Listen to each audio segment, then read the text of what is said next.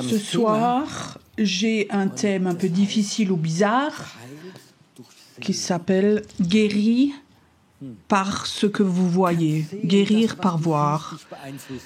Est-ce que ce que tu vois peut t'influencer? Est-ce que vous êtes sûr?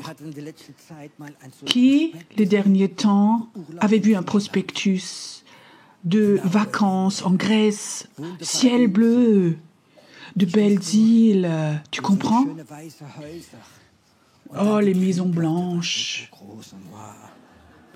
Et les barbecues immenses. Et tu vois cela. Et tu as envie d'aller en vacances. C'est juste? Il suffit de voir quelque chose. Et les images peuvent nous influencer, mais elles peuvent aussi nous troubler. Je veux vous expliquer où chacun d'entre vous a déjà été... vous a menti. Par exemple, McDonald's. Tu vois sur le prospectus, waouh, de bonnes tomates, de la salade, la viande, waouh, c'est beau. Tu commandes ça, tu regardes, tu prends le sachet où c'est dedans et tu... Si j'avais vu ce qu'il y a dans le sachet, j'aurais pas commandé ça. Qu'est-ce que ça signifie? Les images peuvent nous influencer, mais aussi nous mentir. Et ce que nous voyons dans l'humain, visuellement, ça peut nous influencer. Chez ma femme, j'ai le droit de raconter un peu. Mon épouse regarde toutes les pubs qui viennent à la maison.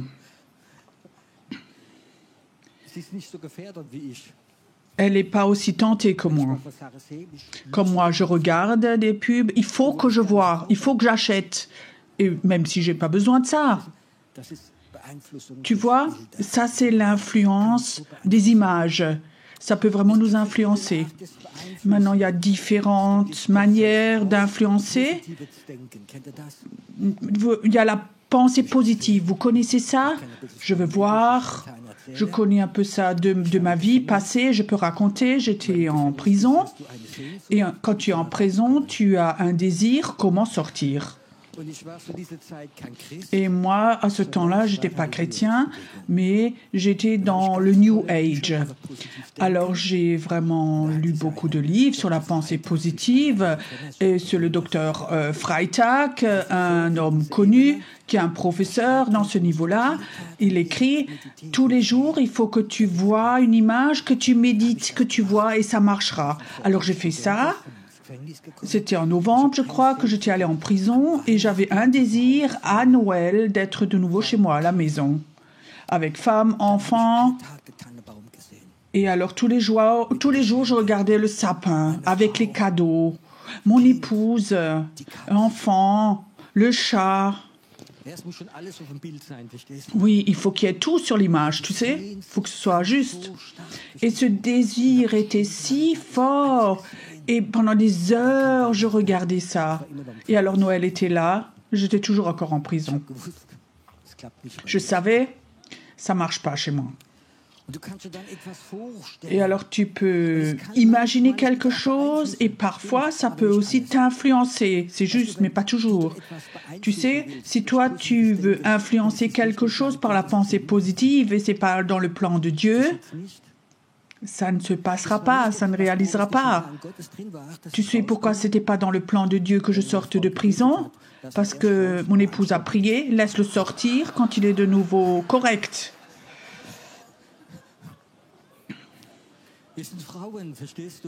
Ça, c'est les femmes, tu comprends? Elles influencent au travers leur prière, le plan de Dieu. Je pouvais encore tellement voir ce sapin de Noël, j'étais à la maison et tout, ça marchait pas. C'était spontané entre nous, vous n'allez pas raconter, hein? voir. Alors il y a aussi se voir dans l'occulte. On rentre doucement dans l'occulte et quand on va dans l'occulte, ça a toujours à voir avec l'esprit.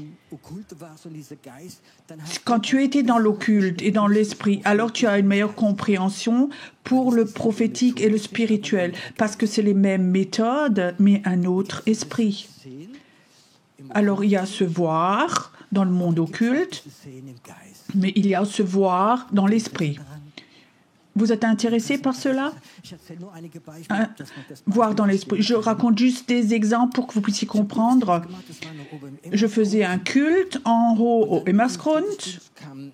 Et pendant le culte, il y a une dame qui venait déjà plusieurs semaines. Elle s'était convertie. Une gentille dame. Elle était assez timide. Elle venait juste avant le culte. Peut-être 60-70 ans. Elle était bien habillée.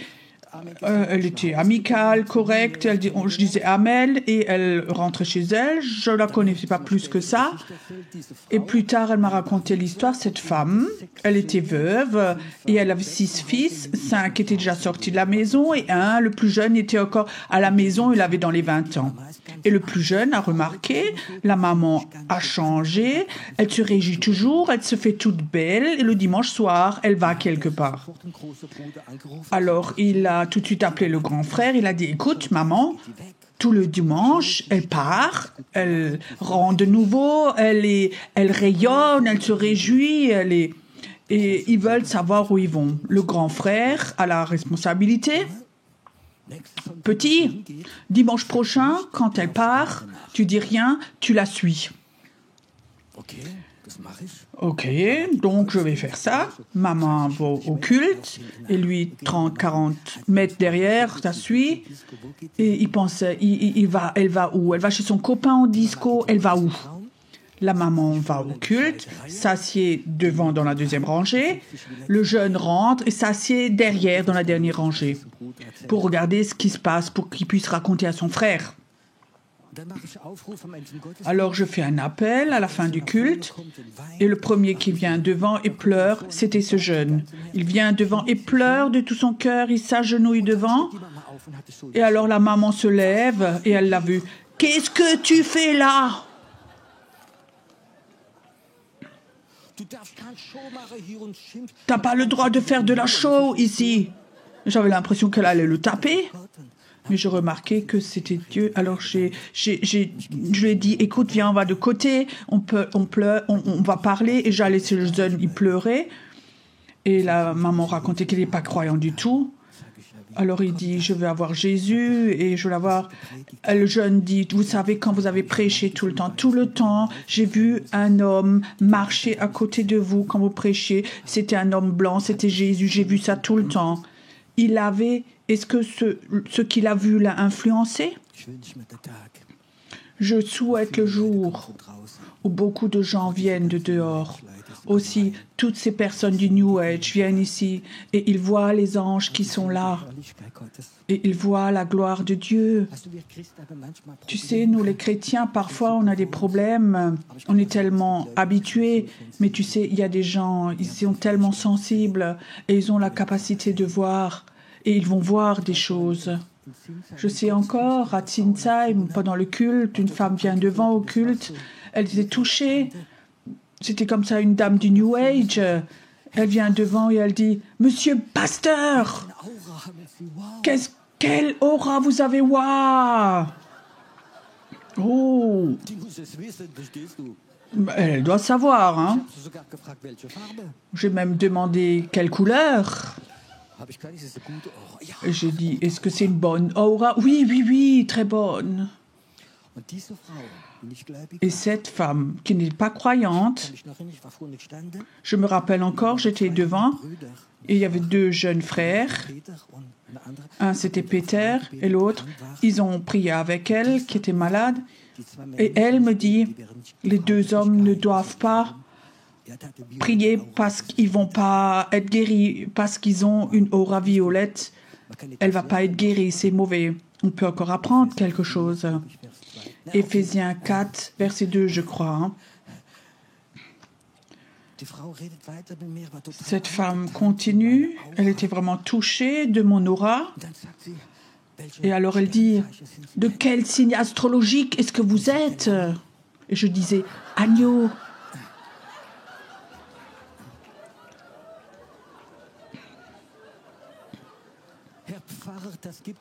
Monsieur le pasteur, ça n'existe pas. Je dis si.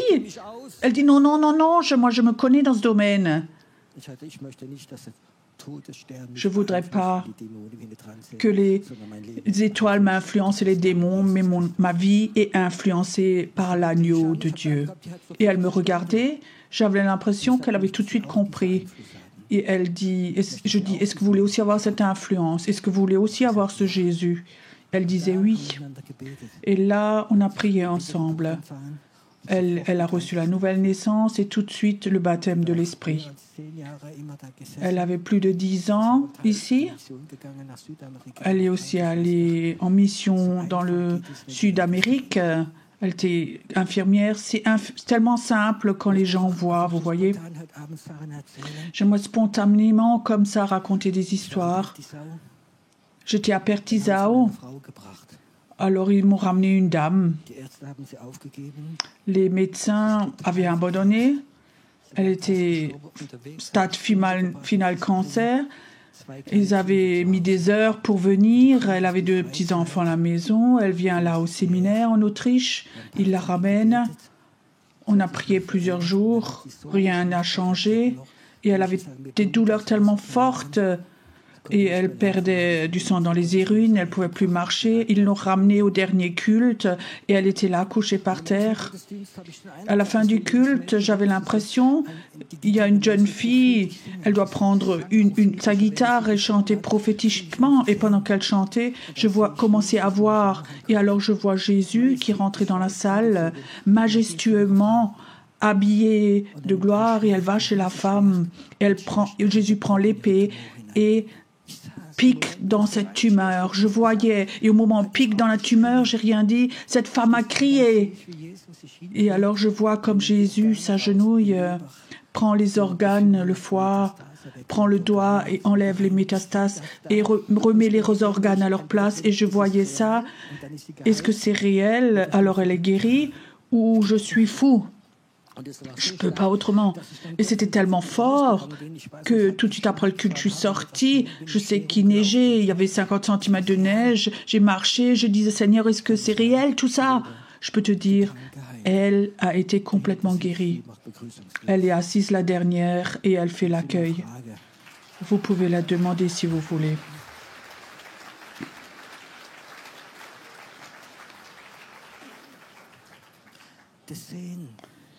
Voir. Reinhard Bonke, c'était une de ces vidéos que j'ai regardées plusieurs fois, avait prêché en Angleterre dans une salle. 2000 personnes.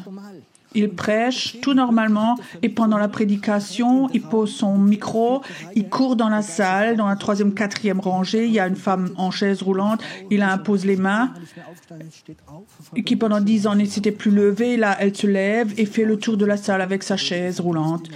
Je raconte courtement, elle est devenue évangélique et pendant 10 ans, elle a ramené beaucoup de personnes à Christ. Mais ce qui est plus intéressant, Reinhard Bonke racontait, il dit la nuit, il avait eu un rêve qu'il prêche et il voit pendant la prédication une femme qui va vers elle, qui l'impose les mains et cette femme se lève et elle marche dans la salle avec son fauteuil. Et le jour d'après, il va au culte, il prêche, il a oublié le rêve, c'était un rêve. Et alors il remarque, il voit dans la 3e rangée, il voit la femme, celle du rêve. Tout de suite, il pose le micro, il va vers elle. Il a prié, elle a été guérie. Le rêve qu'il a eu, ce qu'il a vu, a donné une foi surnaturelle. Est-ce que toi, tu veux devenir un voyant, une voyante qui voit? J'avais une maman, elle était très émotionnelle et peureuse et elle avait une phrase toujours. Elle disait toujours quand elle entendit quelque chose, « Oh, moi je vois noir ». C'était peu importe ce que je voulais faire pour qu'elle quelque chose pour quelqu'un, moi je vois noir. Et comme ça avait été imprégné par voir noir, de ses peurs, de ce négatif. Il y a plusieurs années, mon papa, il avait, je crois, 82 ans, 83. Ma sœur m'appelle et ma maman, tu sais, papa va pas bien, il est encore au lit, il a des douleurs et il voudrait mourir. Et nous croyons tous qu'il va mourir. Est-ce que tu peux venir? Alors je suis allée chez mon papa avec mon épouse. Je voulais encore le visiter une fois. Il est couché au lit, il a des douleurs. Et quelque part, j'avais l'impression, et je disais à ma maman, maman, tu peux descendre, je vais être tout seul avec papa. Elle dit, pourquoi? C'est une histoire d'homme. Oui, elle n'aimait pas tellement ça, mais elle est sortie. Alors je regardais mon papa. Je dis, papa, est-ce que tu veux mourir? Mon papa est un homme croyant. Et alors il disait, oui, si Dieu le veut, alors je vais mourir. Si je vais être guéri, sa volonté soit faite. C'était sa réflexion. Et quelque part, je savais, c'est pas ce que Dieu voulait. Et je le regardais parce que je remarquais, il ne voyait plus rien. Il voyait que encore la maladie, la mort. Et je disais, papa, est-ce que tu veux encore vivre plusieurs années et aider à maman pour qu'elle ne soit pas seule? Tu sais, elle ne peut donc pas être toute seule. Et alors elle dit, je sentais ces paroles ont touché son cœur. Il me regarde et il dit, oui, j'aimerais encore plusieurs années aider maman. Alors je dis, tu sais quoi? Si tu vois ça comme ça, alors dis-le à ton Dieu. Dis-le encore, tu veux vivre, que tu veux encore aider maman plusieurs années. Je sors maintenant. Et après, il a fait ça. Je peux te dire, il a encore vécu 5 ans de plus que ma maman. Il avait 91 ans quand il est décédé. Tout d'un coup, il a vu, mon épouse a besoin de moi, je peux l'aider. Il voyait de nouveau quelque chose. Et alors, il a commencé à prier autrement. Toi qui es malade, et peut-être que tu as une diagnose, c'est pas guérissable. Est-ce que tu as des enfants, des petits-enfants ou des petits-enfants? Est-ce que tu peux voir que Dieu veut les utiliser? Est-ce que tu peux voir que de tes petits-enfants, Dieu dit, ces petits-enfants, je peux les utiliser, mais j'ai besoin de tes prières. Est-ce que tu peux voir que dans tes prières, Dieu peut t'utiliser? Tu vois, si tu ne vois plus, alors tu peux mourir, c'est OK. Si tu es sauvé, tu vas au ciel. Mais tu sais quoi, souvent dans notre vie, nous l'avons raccourci parce que nous n'avons plus rien vu. Ce soir, j'aimerais prier, raconter, de voir dans l'esprit. Avant, j'ai déjà posé la question, mais je la pose encore une fois. Est-ce que tu veux apprendre à voir dans l'esprit? C'est mieux qu'avant. J'aimerais vous aider ce soir. Quelque chose de banal, mais souvent que nous n'avons pas fait. Si tu veux apprendre à voir dans l'esprit, alors commence à voir la parole de Dieu. Tu sais, nous sommes habitués à lire et à mémoriser. Imagine si tu apprenais à voir la parole de Dieu. Alors ton esprit irait dans une autre dimension. Alors ça serait tout facile d'ouvrir une porte et tout d'un coup tu vois le plan de Dieu, tu vois prophétiquement parce que tu as commencé à t'exercer de voir. Je vais ce soir faire un petit test ou essayer quelque chose que vous connaissez tous. Je vais prendre le psaume 23. L'Éternel est mon berger. L'Éternel est mon berger. Et maintenant, j'aimerais insister sur mon. Si ce soir, tu voyais Jésus, est-ce que tu peux dire, tu es mon berger, tu m'appartiens. Tu n'es pas le berger du monde entier, mais tu es mon berger. Quand tu pries, est-ce que tu peux voir ce mon sauveur, c'est mon Sauveur, celui qui m'a appelé, mon Dieu, celui qui me pardonne mes péchés, c'est mon Jésus.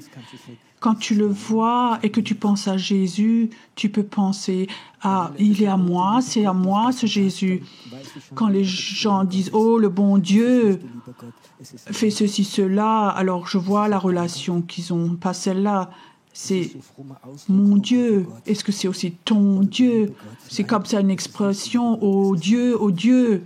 Non, c'est pas le bon Dieu. Non, c'est mon Dieu à moi. Je n'aurai aucun manque. Est-ce que tu peux t'imaginer une vie?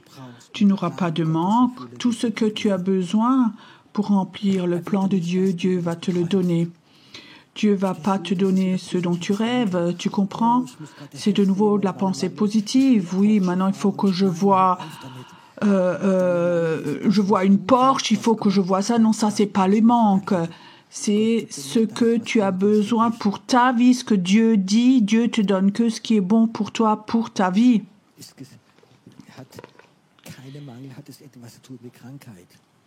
Ne pas avoir de manque, qu'est-ce que ça a à voir avec la maladie?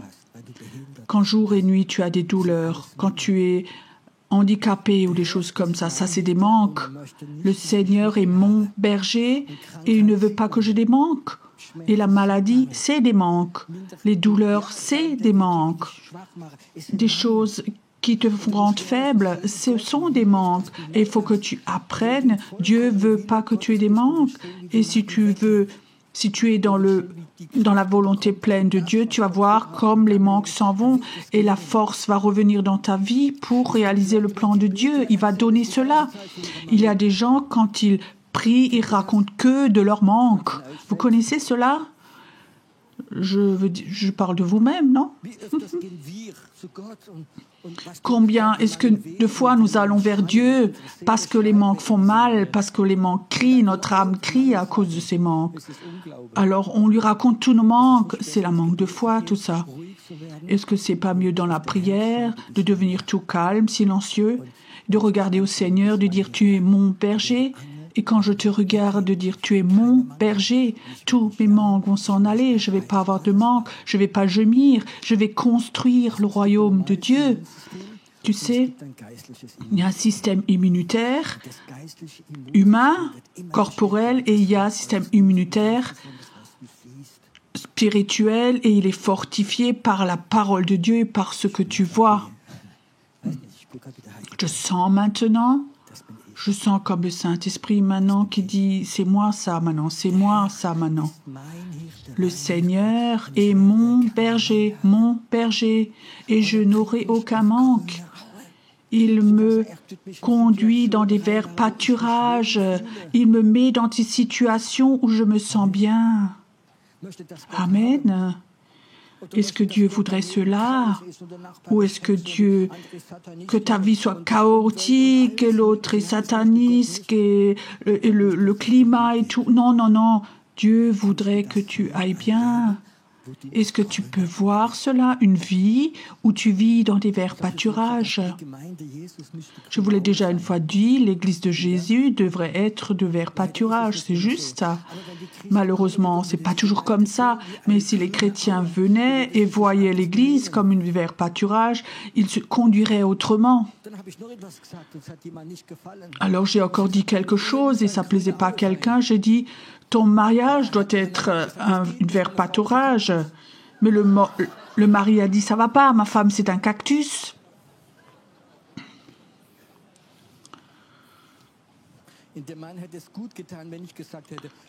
À cet homme, ça lui aurait fait du bien. Je te comprends, frère.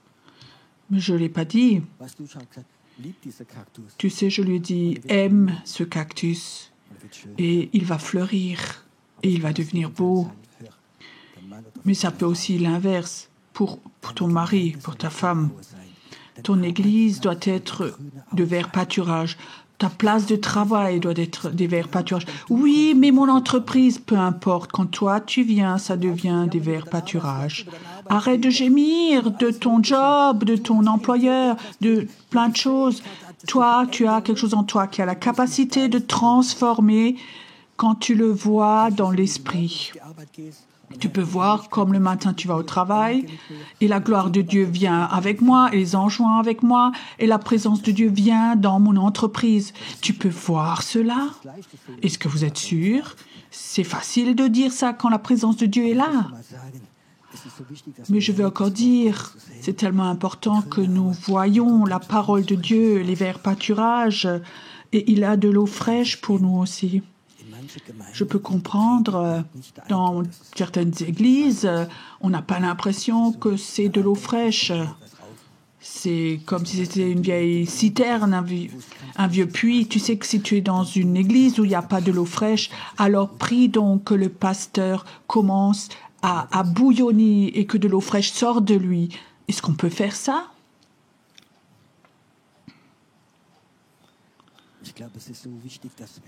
Je crois que c'est tellement important que nous apprenions à voir la parole de Dieu réellement et à le proclamer aussi. Il restaure mon âme. Ça veut dire, un autre mot moderne, il me rend heureux. Jésus-Christ, mon Seigneur, mon Sauveur, il me rend heureux. Et si tu n'es pas heureux, il y a quelque chose qui ne va pas chez toi et pas dans la parole de Dieu. Je sais que vous connaissez tous ce test, le matin ou le soir, comme vous voulez, l'après-midi, on vous allez au miroir et tu dis, toi, tu es heureux. Et tu vas voir, quelque chose se passe dans ton visage. Cette émotion d'être heureux, je suis heureux parce que le Seigneur a dit, Pierrot, je veux que tu sois heureux. Et parfois, je ne suis pas heureux et mal luné. Parfois, mais c'est ma faute alors. Je l'ai autorisé. J'ai oublié de regarder que le Seigneur est mon berger. Si je vois ça, Jésus, le Fils de Dieu, tu es mon berger, alors je vais bien. Si je regarde aux circonstances, je ne vais pas bien. Mais quand je regarde à lui, alors tu commences dans l'esprit à voir. Il me mène près des eaux paisibles. Il restaure mon âme. Psaume 23. Quand je marche dans la vallée de l'ombre de la mort, je ne crains aucun mal, car tu es avec moi. Ta houlette et ton bâton me rassurent. Et maintenant, il y a deux catégories de personnes. Il y a des gens, ils voient la vallée de la mort. Il faut que je traverse. Donc la vallée est longue de kilomètres et kilomètres. Et les autres voient la houlette et le bâton. Qu'est-ce que tu veux voir? Tu n'as pas besoin de regarder la vallée de la mort, tu iras de toute façon. Mais regarde à la houlette et au bâton, il te console. Ce bâton, c'est aussi ce bâton de Moïse. Il a séparé la mer avec. Il a eu de l'autorité. Son serpent mangeait les méchants serpents. Ce bâton qui console, il est avec Jésus et traverse la vallée de l'ombre de la mort. Je préfère passer la vallée de l'ombre de la mort avec Jésus, avec son bâton et sa houlette, que de me promener dans les Champs-Élysées et que j'ai 100 000 € à dépenser. Vous comprenez cela? Parce que c'est quelque chose de biblique. Et je crois que c'est tellement important. Ce bâton, cette houlette vont te consoler. Tu dresses devant moi une table en face de mes adversaires. Tu oins d'huile ma tête et ma coupe déborde. Tu prépares devant moi une table en face de mes adversaires. Il y a des gens qui disent... La Bible était tellement jolie, beau, s'il n'y avait pas d'ennemis, j'aimerais juste manger avec le Seigneur tout seul. Mais la Bible dit, pas d'ennemis, pas de table. Maintenant, tu commences à aimer tes ennemis, tu comprends?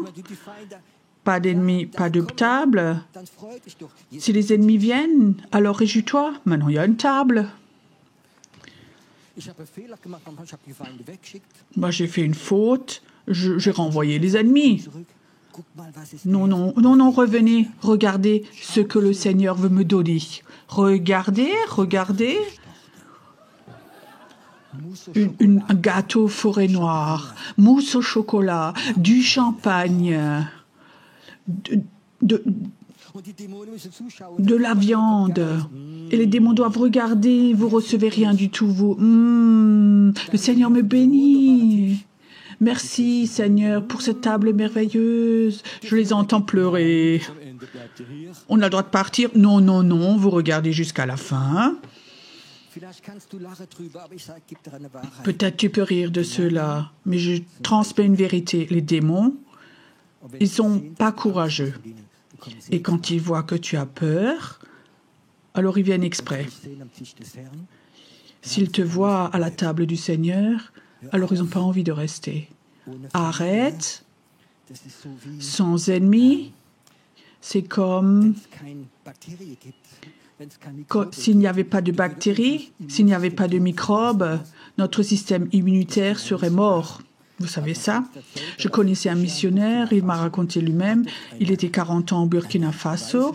Là-bas, il a ouvert une école pour les orphelins. Et quand je suis allée là-bas, c'était dans les années 60, Pierrot, c'était tellement sale, c'était terrible. Je ne peux pas imaginer dans quelle saleté ils ont vécu. Alors d'abord, dans cette église, dans cette école, orphelinat, ils ont mis de l'hygiène, lavé les mains et tout, et tout d'un coup, les enfants sont devenus malades. Alors je laissais venir un médecin, le médecin dit oui, c'est parce que leur système immunitaire s'est réduit, tout est devenu hygiénique. Alors ce missionnaire avait de l'humeur, il dit qu'est-ce que je dois frotter les tartines au mur? Mais tu sais quoi, si les chrétiens ne sont pas attaqués, il y a quelque chose qui ne va pas. Moi je suis là parce que je peux vous dire, je peux vous raconter 3 soirs tout ce que j'ai vécu de terrible, des choses terribles. C'était tout au départ où normalement dans ton intelligence tu dis j'abandonne. Être chrétien c'est pas mieux, mais je l'ai pas fait. Mais Dieu l'a autorisé pour que mon système immunitaire spirituel soit fort et qu'on apprenne à combattre, à voir dans l'esprit, pas regarder aux circonstances. Moi, je peux vous raconter tellement de choses. Je vous raconte juste une histoire. Elle a beaucoup influencé ma vie. On a fait beaucoup de délivrance au début.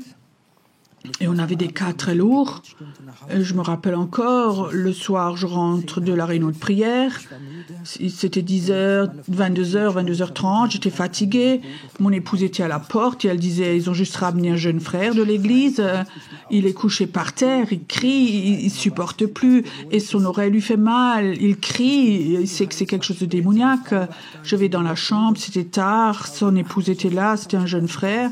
Je le regarde et tout de suite, j'ai vu quelque chose dans l'esprit. Tout de suite, j'ai vu comme 4 femmes sont autour d'une poupée et piquent avec des aiguilles dans l'oreille. Et j'étais fâchée. Et je dis au nom de Jésus, vous les démons, vous quittez maintenant cette personne et vous allez vers ceux qui vous ont envoyé. Je peux te dire tout de suite, sur le moment, le frère se lève, c'est enlevé, c'est parti, il avait même saigné de l'oreille. On s'est réjouis, on a loué Dieu, il est rentré chez lui avec son épouse. Le jour d'après, la même heure, 20h, notre Sarah qui est assise derrière là, elle avait 1 an, 2 ans, mon épouse c'est mieux.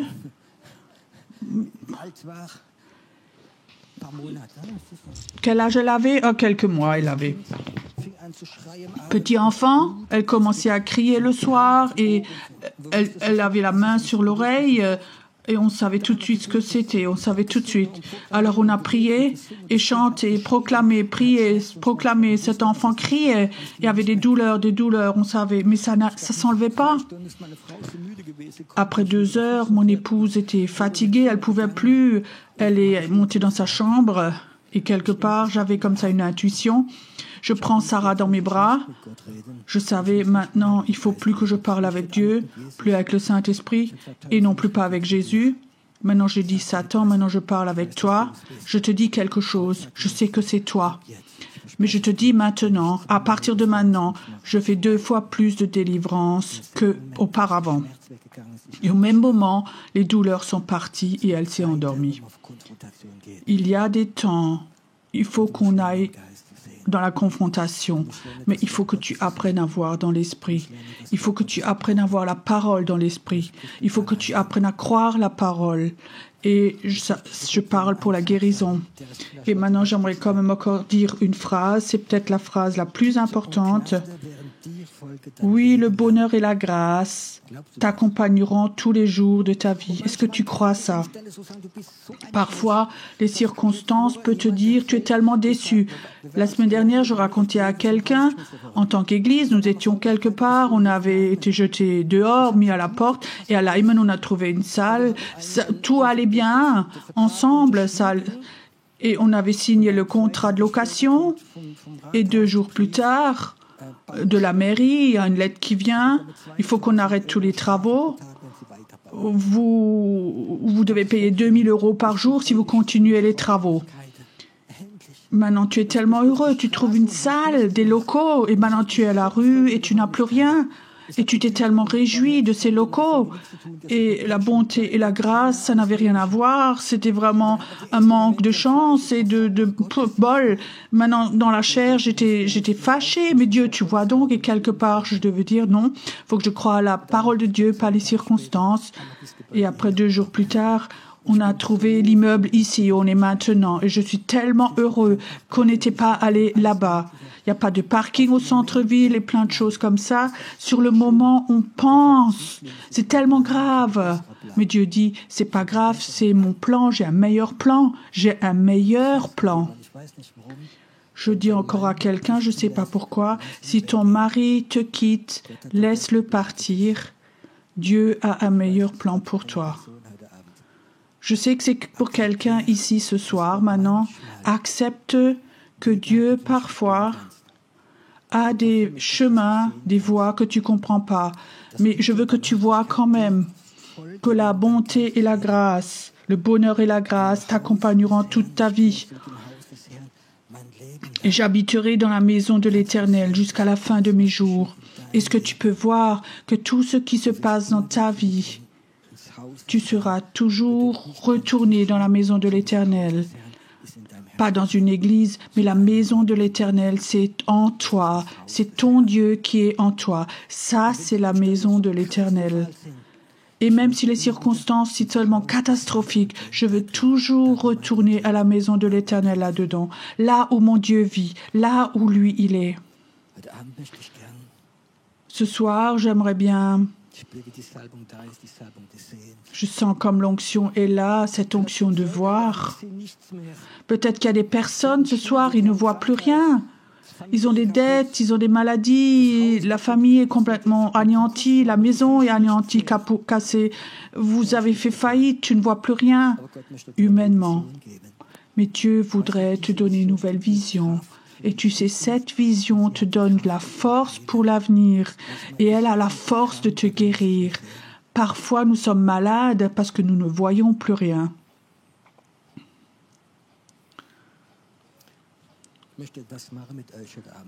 J'aimerais faire quelque chose avec vous ce soir.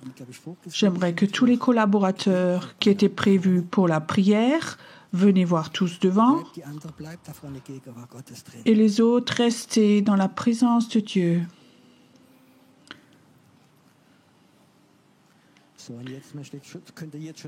Maintenant, j'aimerais... Vous pouvez commencer. Ce serait bien qu'il y ait un service d'autres aussi ici devant. Faites voir des groupes de 4 ou de 5 personnes.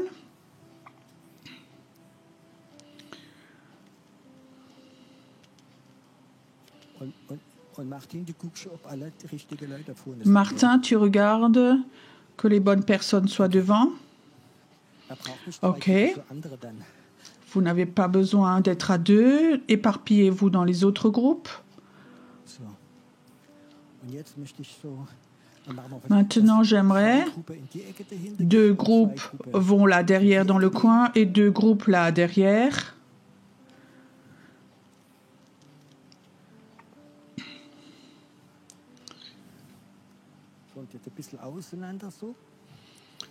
Maintenant, vous séparez un peu là devant les 2 groupes.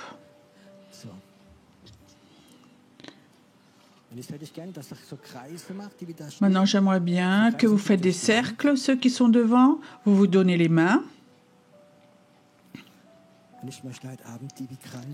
Et j'aimerais ce soir que ceux qui sont malades et ceux qui souhaitent, j'aimerais voir que je sois de nouveau en bonne santé. J'aimerais voir, venez devant et mettez toujours une personne au milieu du cercle. On va avoir du temps ce soir.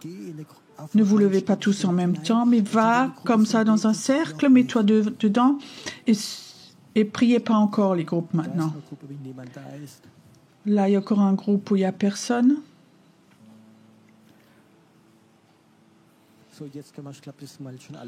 Maintenant, c'est stop.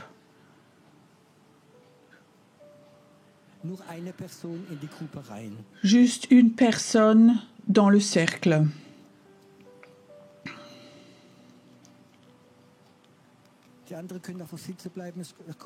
Les autres pouvez rester assis. Vous allez tous pouvoir recevoir la prière. J'aimerais faire quelque chose ce soir. Toi qui es dans ce cercle maintenant, j'aimerais te demander, est-ce que tu peux voir que Jésus, ton berger, le guérisseur de tous les guérisseurs, veut te toucher? Est-ce que tu peux voir que tu dois avoir une vie sans manque pour aller dans le plan de Dieu? Est-ce que tu peux voir qu'à partir de maintenant, la bonté et la grâce vont te suivre tous les jours à la maison? J'aimerais prier que tout ce qui est négatif que tu as reçu comme diagnose ou de la maison de retraite. J'avais une femme ici dans la cure d'âme et elle me racontait déjà 2 ans, chaque nuit elle a un rêve de son propre enterrement. Et elle se voyait comme elle descendait dans le trou, le même rêve chaque nuit. Et je te dis, cette femme était au bout du rouleau. Ce rêve l'avait détruit. Est-ce que tu peux voir comment c'est quand tu es guéri? Est-ce que tu peux voir comme tu donnes témoignage que Dieu t'a guéri?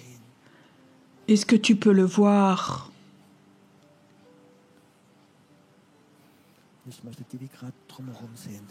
Et j'aimerais que ceux qui sont autour commencent à prier, que ce voir vienne sur les gens qui sont au milieu du cercle. Ceux qui sont autour, ne priez pas pour la guérison, mais qu'il y ait une onction prophétique, que les gens voient, que quelque chose de voir vient dans ce cercle maintenant au milieu.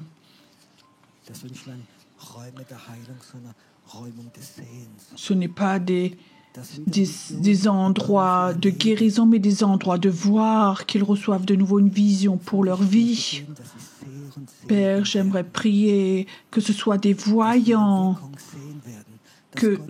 qu'ils puissent voir le réveil, que tu les utilises pour ce réveil. Père, laisse-les voir ce réveil. Père, j'aimerais que certains même apprennent à voir des anges qui sont là à leur côté pour servir.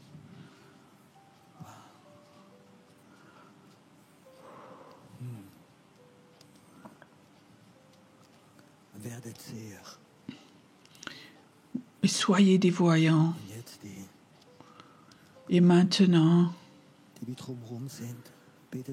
ceux qui sont autour, priez que la puissance de guérison vienne, qu'ils soient touchés maintenant, qu'ils soient touchés maintenant, qu'ils les touchent maintenant. Et dans la salle, j'aimerais que certains commencent à voir ce qui se passe dans l'esprit maintenant, que les puissances démoniaques de la faiblesse, de la maladie s'en vont. J'aimerais que les yeux s'ouvrent chez certaines personnes, qu'ils voient ce qui se passe dans l'esprit maintenant, Seigneur. Pas de passivité. Mais Saint-Esprit, tu vas être là. Tu vas être là, Seigneur. Waouh.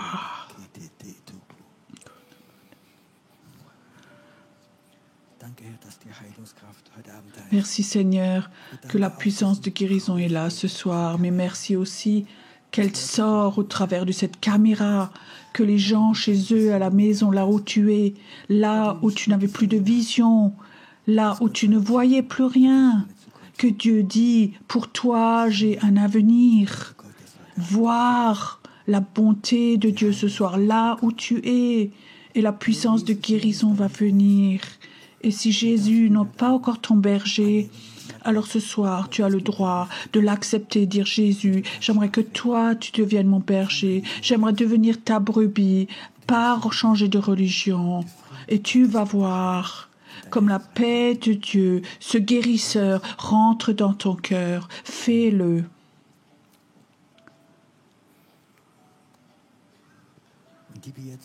Et ceux qui maintenant qui sont dans le cercle, et vous avez reçu, vous avez le droit de retourner à vos places et que d'autres peuvent aller dans le cercle. On va avoir un temps d'adoration encore dans la salle. Restez dans la présence de Dieu.